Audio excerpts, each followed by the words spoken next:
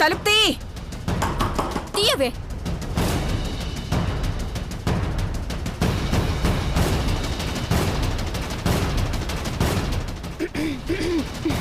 నేనిప్పుడు బయటికి రాలేను భవానీ బామ్మ. తీయవే. ఏం చేస్తున్నావు? తీయి. భవానీ, ఏమైంది? ఏం చేస్తున్నారు మీరు ఇక్కడ? ఏం లేదు కృష్ణబాబు, సౌందర్యతో ఒక విషయం మాట్లాడాలి. తలుపు కొట్టి పిలిచినా తలుపు తీయడం లేదు. పట్టపగలు ఇంట్లో తలుపులు పెట్టుకుని కూర్చోవడం ఏంటి? అయినా ఆవిడ కోసం బయట మీరు నిలబడి ఎదురు చూడడం ఏంటి భవానీ? తలుపు పెట్టిన గది ముందు నిలబడి ఉంటేనే నువ్వు ఫీల్ అవుతున్నావే. ఇక ముందు ముందు ఇంట్లో చాలా జరగబోతున్నాయి. అవి నీతో ఎలా చెప్పాలో అర్థం అవ్వట్లేదు క్రిష్.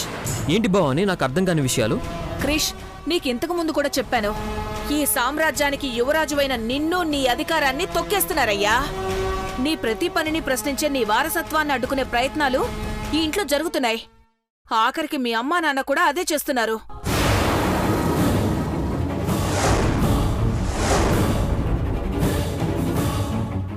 మామ్ అండ్ డాడ్ ఎప్పుడైనా నా మంచే కోరుతారు భవానీ. ఎవరికో న్యాయం చేస్తున్నావనే భ్రమలో పడి కన్నబిడ్డకి అన్యాయం చేస్తున్నావన్న విషయమే మర్చిపోయారు క్రిష్. అసలిప్పుడు నువ్వు చాలా కేర్ఫుల్గా ఉండాల్సిన టైంలో ఇలా జరుగుతుంటే నాకేం చేయాలో అర్థం అవడం లేదు క్రిష్. ఏమైంది భవానీ? నీ కేసుని డీల్ చేస్తున్న ఎస్ఐ మారిపోయి మరో ఎస్ఐ వచ్చాడు.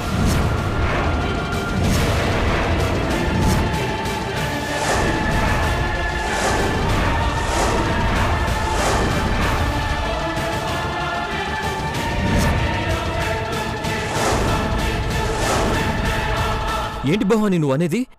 అవును క్రిష్, నువ్వేం కంగారు పడుకో. ఆ గొడవలన్నీ నేను చూసుకుంటాను. నేను ఆలోచిస్తుంది, నువ్వు కనీసం ఇంట్లో జరిగే వాటినైనా అర్థం చేసుకుంటే నాకింత టెన్షన్ ఉండదయ్యా. ఇక్కడేం జరుగుతుంది భవానీ? నీకు సౌందర్యకి జరిగే నిశ్చితార్థం గురించి. అది పేరుకే కదా భవానీ. నేను బ్రతకాలనుకునేది మాత్రం చైత్రతోనే కదా. అది నీకు తెలుసు కదా భవానీ. మీరిద్దరూ కలిసి బతకాలంటే నేను చెప్పినట్టు చేయాలి. చేస్తావా క్రిష్? చెప్పు భవానీ, నా చైత్రతో కలిసి ఉండటానికి నేనేమైనా చేస్తాను. నిశ్చితార్థంలో నీకు నచ్చినట్టే ఉండు. పెళ్లి వరకు నీ అయిష్టత ఎవ్వరికి చెప్పొద్దు. భవానీ, చైత్రకి నువ్వే అన్యాయం చేస్తున్నావా? క్రిష్, నేను ఏం ఆలోచించినా, నేను ఏం చేసినా నీ మంచి కోసమే. నువ్వు చైత్ర కలిసి 100 ఏళ్లు సంతోషంగా ఉండాలనేదే నా ఆశ. నమ్ముతా భవానీ. అయితే గుర్తుపెట్టుకో, నీకొక చిన్న విషయం చెప్తాను. అశోకవనంలో ఉన్న సీతాదేవిని హనుమంతుడు రామయ్య దగ్గరికి చేర్చలేడని కాదయ్యా రాను అన్నది. పరాయి కాంతను చెరబట్టిన వాణ్ణి భర్త వధించి తన చెయ్యి పట్టి తీసుకుని వెళ్ళుంటే మరొకడు కన్నెత్తి చూడ్డానికి కూడా భయపడతాడు అని. భవానీ, నువ్వనేది? అందులో నీతేంటో అర్థమైందా క్రిష్? తనను చెరబట్టిన వాడి తలను తీస్తారని ప్రపంచానికి చెప్పకనే చెప్పింది. ఇప్పుడు ఇదెందుకు చెప్తున్నావు భవానీ? నువ్వు చైత్ర కలిసుండాలంటే కొన్ని అడ్డంకులు తొలగాలి. నిన్ను, నన్ను, చైత్రని అవమానించిన సౌందర్య పెళ్లిపీటల వరకు రావాలి. అప్పుడది తల ఎత్తుకోలేని గుణపాఠం నేను చెప్తాను. నీకు చైత్రకి పెళ్ళవడం మాత్రం ఎవ్వరూ తప్పించలేరు. ఈ ఒక్క విషయం గుర్తుపెట్టుకో. జరిగే వాటి గురించి నువ్వు మంచి చెడు ఆలోచించొద్దు. అలాగే భవానీ. గ్రానీకి ఆ కేసు విషయం తెలియకుండా చూడు భవానీ. అది నేను చూసుకుంటాను. ఆ విషయం నువ్వు మర్చిపో. అలాగే భవానీ.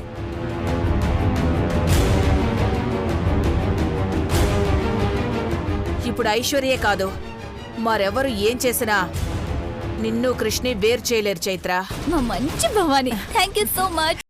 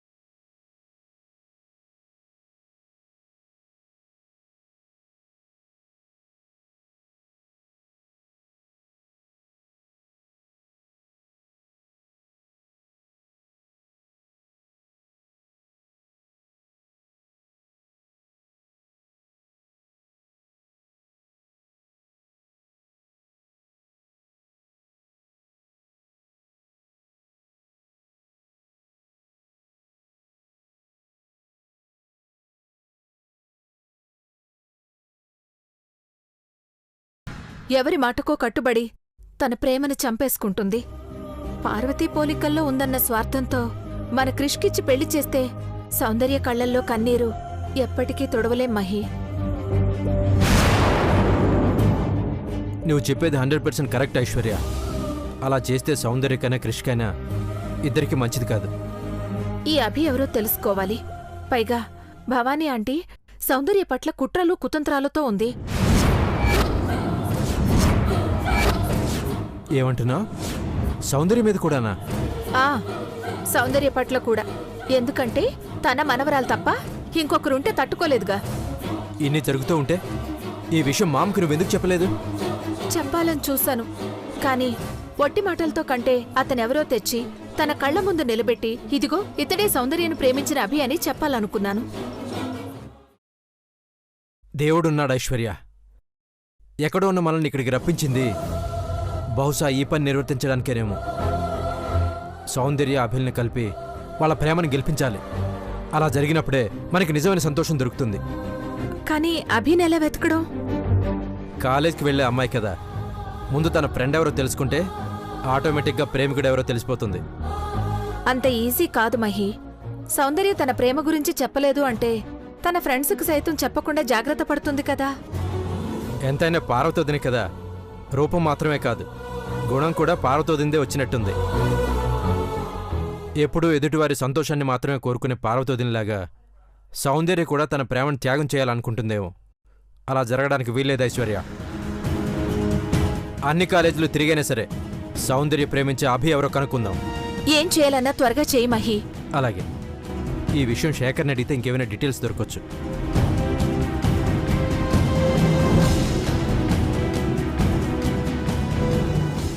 శేఖర్ సార్. ఒకసారి లోపలికి రావా? అలాగే సార్.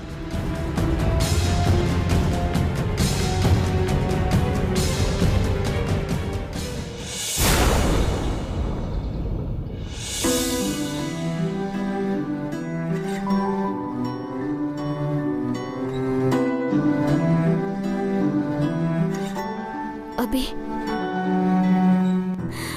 ఈ క్షణం ఈ కాలం ఇట్లనే ఆగిపోతే ఎంత బాగుండో కదా. నీ గుండెకు అతి దగ్గరగా నా శ్వాస తీసుకుంటుంటే ఈ శ్వాస ఇట్లనే ఆగిపోయినా ఆనందమే అనిపిస్తుంది అభి.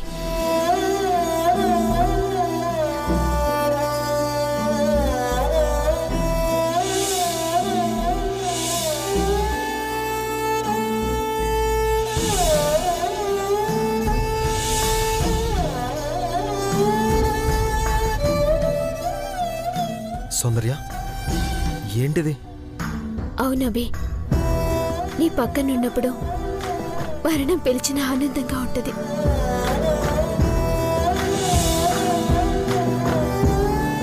సౌందర్య, ఏంటిది?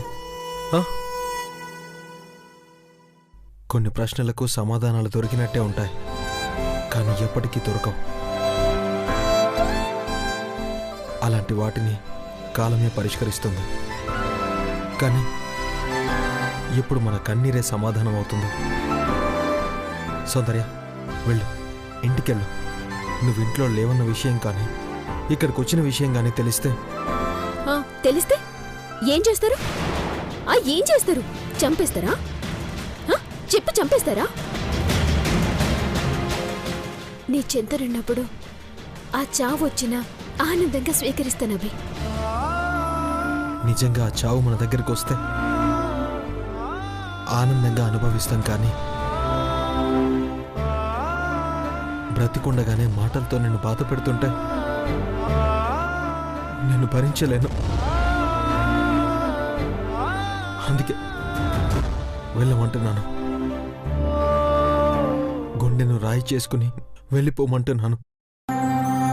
అభి నా ప్రాణం. మనం బతుకున్నదే ఒకరి కోసం ఒకరని అఖిలాండేశ్వరి అమ్మగారికి తెలియాలి. నా కోసం వెతికే వారికి నాలో నువ్వున్నావని, నా పక్కన నువ్వున్నావని తెలియాలభి. తెలియనివ్వు. నీ నుండి నేను దూరం అవ్వలేను. వెళ్ళమని ఆజ్ఞాపించుకో, ఆక్షేపించుకో ప్లీజ్. మన ప్రేమ అర్థమయ్యే వరకు ఇక్కడే ఉండనివ్వు. అర్థం కాని క్షణాన ఇక్కడే నా ప్రాణాలు పోని. సౌందర్య, ఏం మాట్లాడుతున్నావు నువ్వు? అవునభి, ఐశ్వర్య ఆంటీకి తెలిసిన నిజం అందరికీ తెలియనివ్వు. నా నువ్వు ఇక్కడున్నవని తెలియనివ్వు.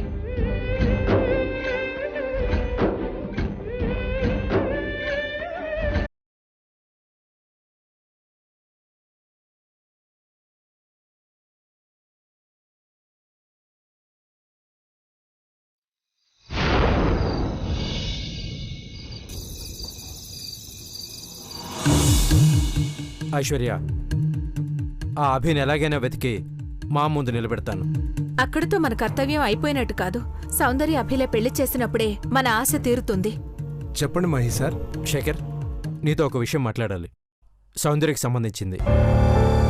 ఒకప్పుడు పార్వతి వదిన విషయంలో నీలాంబరి అడ్డు తొలగించడానికి నువ్వు చాలా శ్రమపడ్డావు. ఇప్పుడు సౌందర్య జీవితంలో సంతోషాన్ని నింపాలంటే నాకు నువ్వే కరెక్ట్ అనిపించింది. ఏమంటున్నారు మీరు? అవును శేఖర్, సౌందర్య మనసులో అభి అనే వ్యక్తి ఉన్నాడు.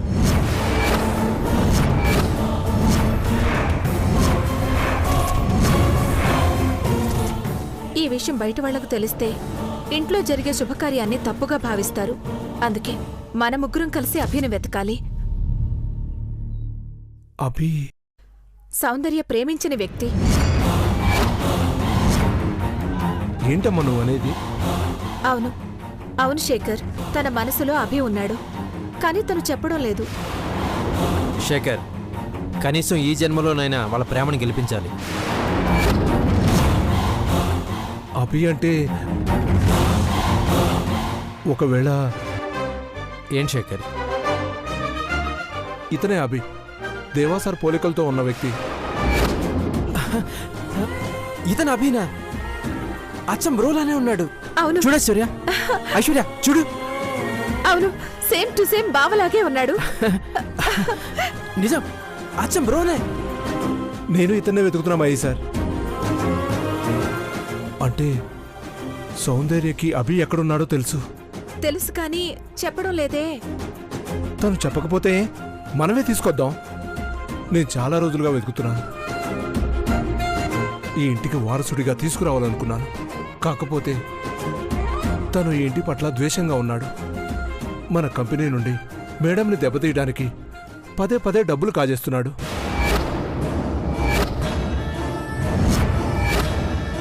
తను అనుకున్నది సాధించే వరకు ఎదురుపడనని ఛాలెంజ్ చేసి దూరంగా ఉంటున్నాడు. బ్రో ప్రతిరూపంలో ఉన్న వ్యక్తి మనమైతే ద్వేషంతో ఉండడమా? ఎందుకు మరి ఈ విషయం మామకు తెలీదా? మేడం గారికి కూడా నిన్నే తెలిసింది. మేడం కూడా నిశ్చితార్థం లోపే ఇంటికి తీసుకురావాలనే ప్రయత్నంలో ఉన్నారు. మామకు తెలుసా? మామకు తెలిస్తే ఎట్టి పరిస్థితుల్లోనూ వాళ్ళని దూరం చేయాలనుకోదు. బ్రో రూపంలో మరో వ్యక్తి ఉన్నాడని తెలియక ఈ నిశ్చితార్థం పెట్టుకుని ఉంటుంది. ఇప్పుడు మనకి సౌందర్య మనసులో ఉన్నదెవరో తెలిసింది, అభియే ఉన్నాడన్న విషయం తెలిసింది. ఇప్పుడు మనం చేయాల్సిన ముఖ్యమైన పని ఏంటంటే అభికి మన ఇంటిపై ఉన్న ద్వేషాన్ని పోగొట్టాలి. ఆ తర్వాత అభిని ఇంటికి తీసుకురావాలి. ఇక వాళ్ళ ప్రేమని ఎవరు ఆపలేరు మహి. ఏ అడ్డంకులొచ్చినా వాళ్ళిద్దరూ ఒక్కటవుతారు. ఒక్కటి చేద్దాం. అవును ఐశ్వర్య.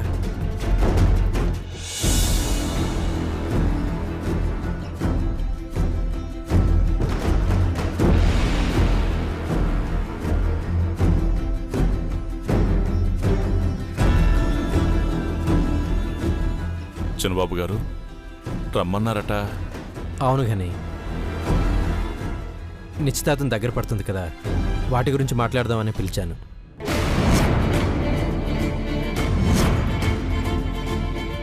అమ్మగారి సైగలతోనే పనులన్నీ అయిపోతాయి. అమ్మగారు ఎలా అంటే అలానే కదా చిన్నబాబు. మేం చేసేదేముంది? అయినా ఏం చేయాలో చెప్పండి.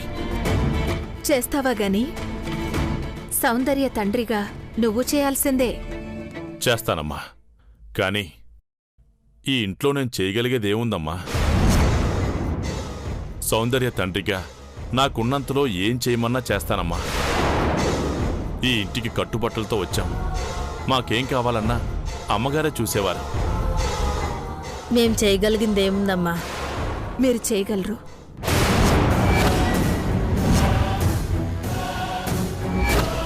మీరు చేయగలిగింది చెప్పడానికి పిలిచామమ్మా. మీరు చెప్పారంటే మేం చేయగలిగేదే అయి ఉంటుంది. చేస్తాం. అదేంటో చెప్పండి చిన్నబాబు గారు. మీ మాట కాదనే శక్తి మాకుందా చిన్నబాబు గారు? మీరేం చెప్పినా సంతోషంగా చేస్తాం. చేస్తారా? చేస్తామమ్మా. అయితే సౌందర్య కన్నీరు తుడవండి.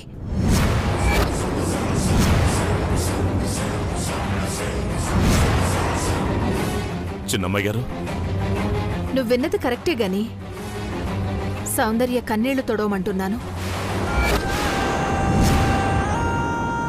గని ఏం ఆలోచిస్తున్నావు? మేమేమైనా కష్టమైన పని చెప్పామా? కన్న కూతురు కన్నీరు తొడవడం తండ్రిగా నీ బాధ్యత. చిన్నమ్మాయి గారు, అది ఈ నిశ్చితార్థంలోపు జరగాల్సిన అతి ముఖ్యమైనది, అన్నిటికంటే అవసరమైనది ఇదే. అంటే చిన్నమ్మాయి గారు, గని ఒకప్పుడు దేవాబావ పార్వతీ ప్రేమ బ్రతికించడం కోసం ఎంత తపన పడ్డావు. వాళ్ల ప్రేమను గెలిపించాలని, వాళ్ళిద్దరూ సీతారాముల్లాగా ఈ ఇంట్లో కళకళ్లాడుతూ తిరగాలని ఎంతగా మొక్కుకున్నావు. మరలాంటిది ఇప్పుడు ఈ సీతారాముల్ని విడదీయడం భావ్యం కాదు కదా? అవును కానీ ఆ సీతారాములు కలిసి సంతోషంగా ఉండాలని కోరుకునేవాడివి నువ్వు. అలాంటిది ఇప్పుడు ఈ సీతని ఆ రాముడి దగ్గరికి వెళ్లకుండా ఎందుకు అడ్డుపడుతున్నావు కానీ? నీ కడుపున పుట్టిన బిడ్డ కన్నీరు కారిస్తే నీకు ఆనందమా? చెప్పు కానీ. తప్పు చేస్తున్నావు కానీ. తెలిసి కూడా వాళ్ళిద్దరూ కలవకుండా ఉండాలని చేయడం చాలా తప్పు. అదేం లేదయ్యా. తను చేరాల్సిన చోటు ఇదే. అమ్మగారి కళ్ళ ముందు తనుంటే సంతోషంగా ఉంటుంది, అంతే. లేదు కానీ తన సంతోషం ఈ ఇంటిలోనో ఇక్కడున్న మనుషులతోనో లేదు కానీ తన సంతోషం ఎక్కడుందో చెప్పనా? తను ఎవరితో ఉంటే సంతోషంగా ఉంటుందో చెప్పనా?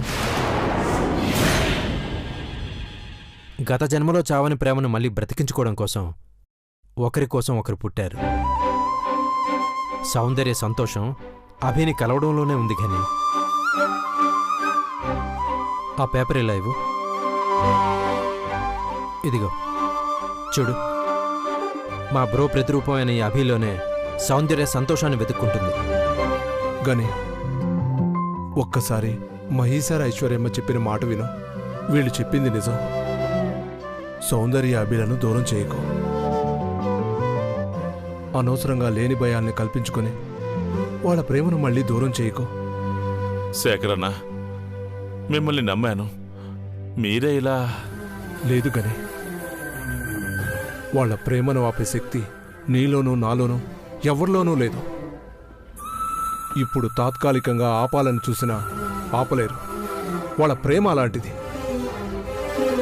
అది ప్రతి ఒక్కరి మనసుని తట్టి లేపుతుంది.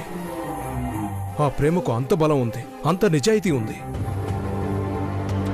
అది ఇప్పటి ప్రేమ కాదు గని. చూడు గని, సౌందర్య తన ప్రాణమని రాసుకున్న ఈ మాటలు చూడు. వీటిని అడ్డు పెట్టుకుని భవానీ ఆంటీ వాళ్లను బాధ పెడుతున్న విషయం కూడా నాకు తెలుసు. ఈ నిశ్చితార్థం జరగకూడదు గని. ఇది జరిగితే నీ కూతురు సౌందర్య కళ్లల్లో కన్నీరుని శాశ్వతంగా నువ్వు చూస్తూ ఉండాల్సొస్తుంది.